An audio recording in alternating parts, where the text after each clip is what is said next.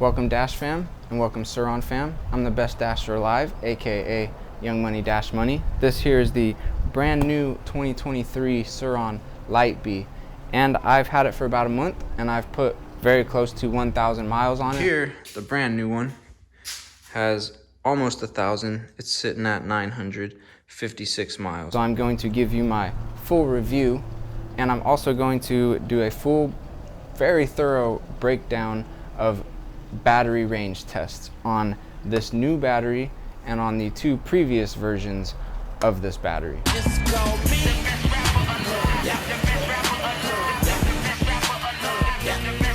First, I thought it would be smart to clear up all the confusion about the name of this thing. So this is the brand new 2023 Sur Ron Light Bee. It's not X, it's not Black Edition. Sur Ron is the brand that makes these, and they manufacture them outside of the United States. I live in the United States.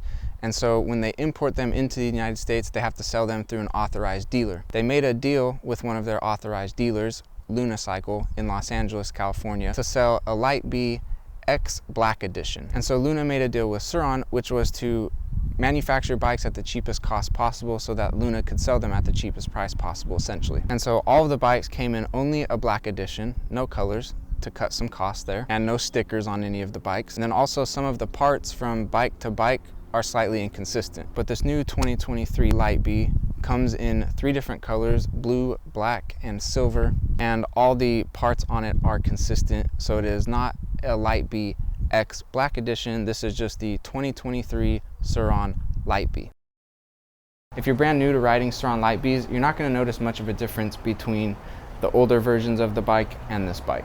If you are someone who has spent a lot of time on Sur Ron Light Bees, you're going to notice some differences. There's definitely going to be a couple things that you like. Does it feel like a brand new bike? Does it feel leaps and bounds ahead of the previous Light Bee X Black Edition?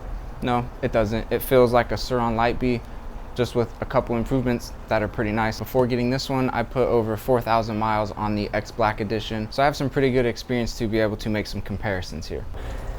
You'll notice right here that we've got gold forks. Every one of these will have gold forks. The dials right here, you've got on your right hand a black dial, and then on your left hand here you've got a gold dial. And then when we come back here to the shock, we've got gold accenting with a black coil wrapping around it. So I think that's pretty sick. I like that quite a bit, especially in all black, where you've just got little bits of gold accenting, all consistent, and everything else is black. Also, this bike does come with stickers on it. It comes in 3 colors. It comes in black, silver, and blue, and each one of those does come with stickers on it.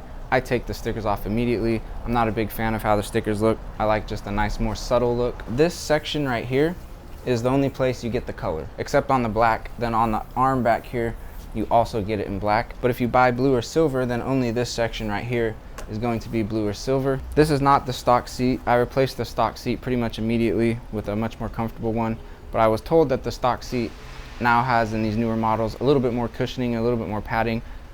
I didn't notice. I also didn't spend much time on that seat to really try and evaluate that. I also have already put new handlebars on this one, but the stock handlebars are pretty much exactly the same as the older models.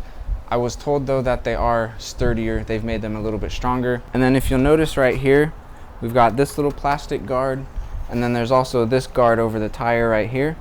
Now for the performance upgrades that come stock on the 2023 Light Bee, we're going to look specifically at the battery and the throttle. The battery is now a 38 amp battery compared to the 2 previous versions of the battery, which were 34 amp and 32 amp. And I did some very thorough testing on each one of the batteries. I took them all the way from 100%, drained them to 0, and then measured the charge time, how long they take to charge. I also forgot to mention that the new Light Bee comes with a new charger, which has a different design. I think it's sleeker, looks a little bit cooler. I think it's a little bit smaller. But I will say one thing that is extremely annoying about it: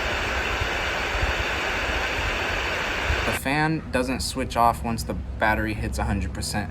The fan runs non-stop once you plug it in, and you literally just have to go unplug it in order for the fan to stop running. And if we look on Luna's website right here, the new 38 amp battery uses Samsung 35E cells instead of the standard Panasonic PF cell. So it's now a 38 amp battery with upgraded cells inside of it. And you'll notice on the Luna website that you can buy the new battery but they sell the X Black Edition. So just be aware of that if you care, if you're gonna go shop for this bike.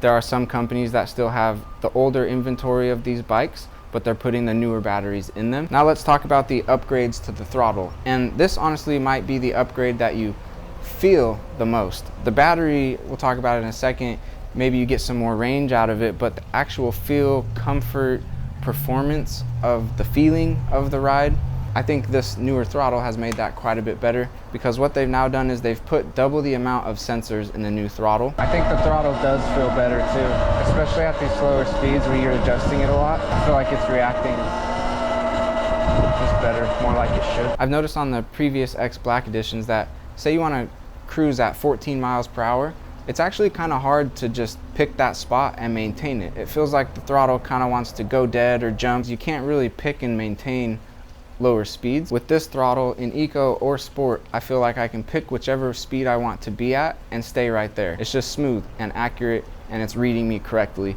Now, does that add torque? Does it make it torqueier?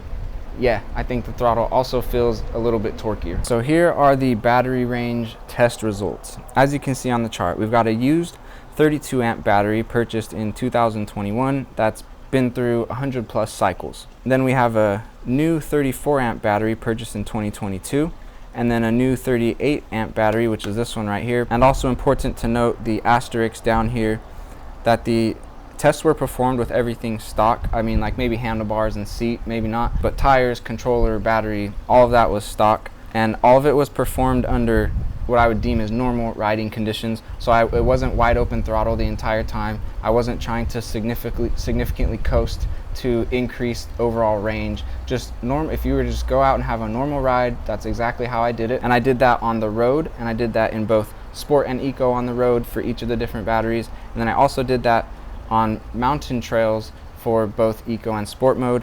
I ended up not doing the final tests in the mountains for the used battery and the new 38 amp battery because I lost access for a second to the 32 amp battery, and then I just didn't want to keep damaging this new one. If you look at the charge time column, you'll notice that the previous versions of the battery took 3.5 hours to charge from 0 to 100, but this new battery takes an additional hour, which does kind of suck a little bit, but is also a little bit understandable. If you look at the 34 amp battery and the 38 amp battery, the test results for the road Sport, meaning that was a test I did on roads in Sport mode, you'll see that the 38 amp battery actually came in a little bit less as far as total range. And so that surprised me a little bit. It's not what I was expecting, but I think I understand why. I think in Sport mode on the 38 amp, it's just trying to pull as much as it can give you and give you as much power and burst as it can, and I think it does that. So if you were to compare how Sport mode feels on the new 38 amp battery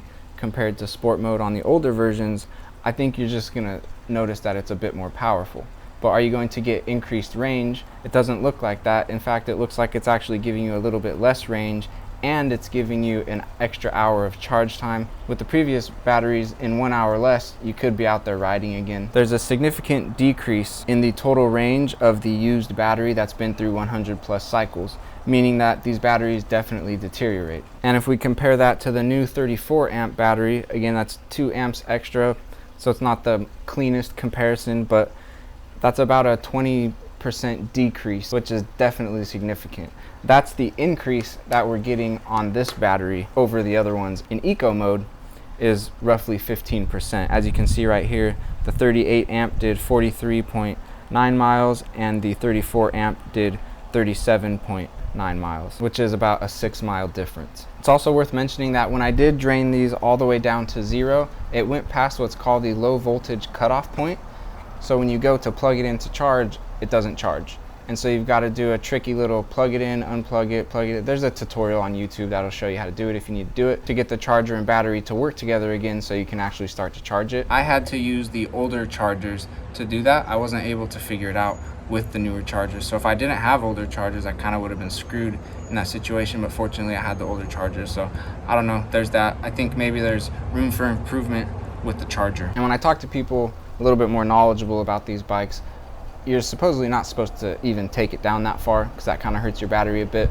And I've kind of heard the recommendation is maybe don't even take it down past 20% if you can help it. I did do another third test to double check the Sport mode road test because I was like, really, that came in less? I thought I'd get more range. And so I did it again and I got the same result.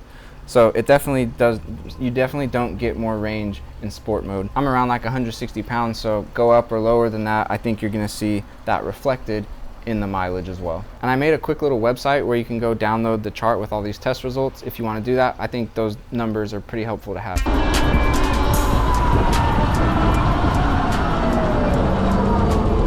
So we're at 60%. I think it's about as far as I made it before. We got 10% to go to get to 50. We're almost at 10 miles traveled.